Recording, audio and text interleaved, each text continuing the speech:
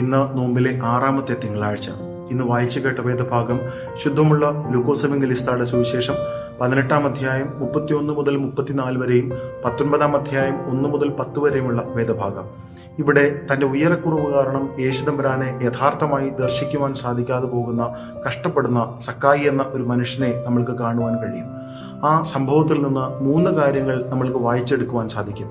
ഒന്നാമത്തേത്, യഥാർത്ഥ ദൈവദർശനത്തിന് നാം ഇനിയും എത്രമാത്രം വളരണം എന്നുള്ളതാണ്. രണ്ടാമത്, യേശുദമ്പുരാൻ സക്കായിയുടെ പാപത്തിന്റെ പെരുപ്പമല്ല, മറിച്ച് അവന്റെ സമർപ്പണത്തിന്റെ ആഴമാണ് നോക്കുന്നത് എന്ന് നമ്മൾ മനസ്സിലാക്കണം. മൂന്നാമത്, ദൈവം തന്റെ ജീവിതത്തിലേക്ക് കടന്നു വരുമ്പോൾ അതുവരെ താൻ അന്യായമായി സമ്പാദിച്ചിരുന്നതെല്ലാം അർഹതപ്പെട്ടവർക്ക് അവൻ അളവില്ലാതെ ദാനം ചെയ്യുന്നുണ്ട്. നമ്മളുടെ ജീവിതത്തിലും അതിന് ഇടയാകട്ടെ എന്ന് പ്രാർത്ഥിക്കുന്നു. ദൈവം നമ്മെ വാഴ്ത്തി അനുഗ്രഹിക്കട്ടെ.